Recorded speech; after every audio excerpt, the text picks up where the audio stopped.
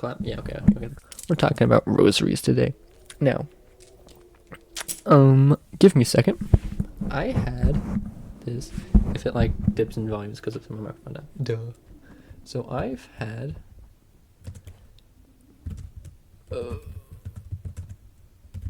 So I have this whole thing. Written out on the history of the rosary.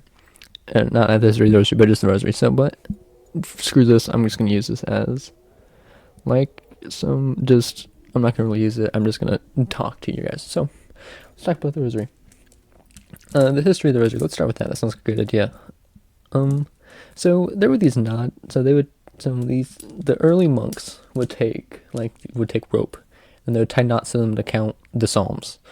Then, I have the date written down. Haha! This is the importance of having notes. Then, the year is 1214. You're Saint Dominic in some town that starts with a P. I'm not going to try to pronounce it. Like Pruye. It doesn't matter. You get an apparition of Mary, and she gives you the rosary, as we know it today. That's the story of the rosary. So, let's get into the parts of the rosary. This is not a good rosary. And this is not really big. Okay, so you've got your cross. You've got, I don't know what these are supposed to be called. You got little cross, beads, little cross, centerpiece. I know this is a centerpiece because I make rosaries. There's one right here that I made. I mean, where's the other one go? I had another one. Where'd the other one go? Oh, I forgot where it went. Okay. Anyways, so let's discuss what you do with one of these rosaries. So you start holding the cross, and you make the sign of the cross in the name of the Father, the Son, and the Holy Spirit. Amen. You make the sign of the cross. Then you move up to this little cross, and you say the Apostles' Creed and an Our Father. Then you move up a Hail Mary. Move up Hail Mary. Then you move another Hail Mary, then another Hail Mary, then a Glory Be. And then you meditate on the first mystery, saying Our Father. Then Hail Mary, you do 10 Hail Marys. Then when you get to the next one, so you say your final Hail Mary, then you say a Glory Be, and it's optionally you can say a Fatima prayer. Then you meditate on the mystery, you start with an Our Father, and then you repeat, rinse and repeat. Let's get down to business. Let's get to the mysteries. Buckarooskies. It is 9 degrees outside. That's completely off topic. Depending on what day it is and whether or not you're doing luminous mysteries or not luminous mysteries. Whoa, what the heck? Okay, depending on that, is my thing unplugged? No, it's not. Okay, good. So, it depends. Let me try to do this. So, this is going to be traditional. I'm going to say traditional and I'm going to say luminous mysteries. So, Advent into Lent. On Sundays, you would say the joyful mysteries. So I'm going to go Sunday, Monday, Tuesday, Wednesday, Thursday, Friday. Okay. So, from Advent until Lent, Sundays are the joyful mysteries. During Lent, they're the sorrowful mysteries. And from Easter until Advent, they're the glorious mysteries. Let's see. Monday, Tuesday, Wednesday is joyful, sorrowful, and glorious. Thursday is joyful, Friday is sorrowful, and then Saturday is glorious.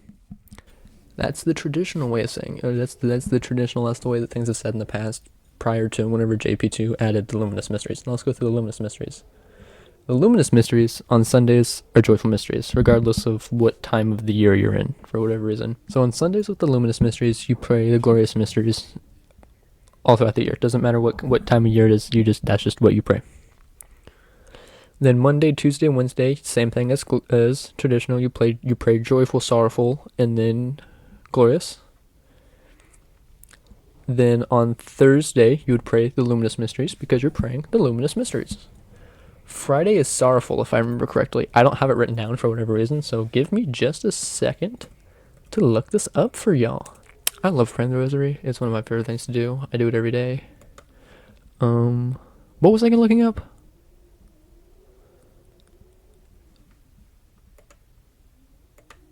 Oh yeah, yes. What mystery do you pray on Friday? Sorrowful mysteries. Yeah, you pray the sorrowful mysteries. Okay, so let's go through the mysteries. The joyful mysteries. They're the annunciation of the birth of Christ to Mary. So whenever Gabriel comes down, well, I don't know. So whenever he could have come from this way, it didn't matter. So whenever Gabriel announces to Mary that she's going to have Jesus, the visitation. Whenever Mary visits Jesus, or no, whenever Mary visits Elizabeth, the birth of Jesus. Whenever the birth of Jesus, it's pretty self-explanatory.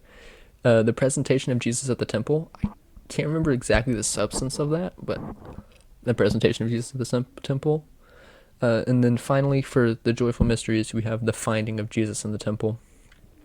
And that's whenever Mary and Joseph are on their way, and then they realize, oh crap, we lost the Son of God, and so they go back to the temple to find him. The luminous mysteries consist of the baptism of Jesus in the Jordan River, and I did check that in one of my prior films. It is the he was the baptism. It was, I can't talk today. It was in the Jordan River. The wedding at Cana, whenever Jesus turned water into wine. Also the last words Mary ever spoke, which is sad, or in the Bible at least. Wait, is that? Man, I'm on tangents today. ADD. Read. I think that the wedding at Cana was Mary's last words. Mary's last words in the Bible. Let's see what her last words in the Bible. Yes, they were at the wedding at Cana, where she says, "Do whatever he tells you." Gotta sit there and think about that one for a second. So, wedding at Cana. The third luminous mystery is the proclamation of the kingdom. I don't know too much about that one. Fourth luminous mystery, the transfiguration, whenever Simon, Peter, John, I think, see Jesus conversing with Moses and Elijah. And then the fifth and final luminous mystery is the institution of the Eucharist. Sorrowful mysteries. The first one is the agony in the garden. The passion of Christ. Then, actually, I think the passion of Christ is like the agony, the scourging, crowning, carrying. I think it's just his death. That's not, I don't know. Then, scourging at the pillar is the second sorrowful mysteries. These are all sad, obviously.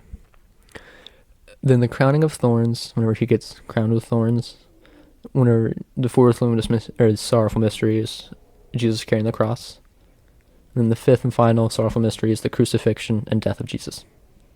So those are sad. They kind of follow a theme. Joyful mysteries are joyful. I don't know why they're called luminous mysteries. Sorrowful mysteries are sorrowful. Glorious mysteries are going to be glorious.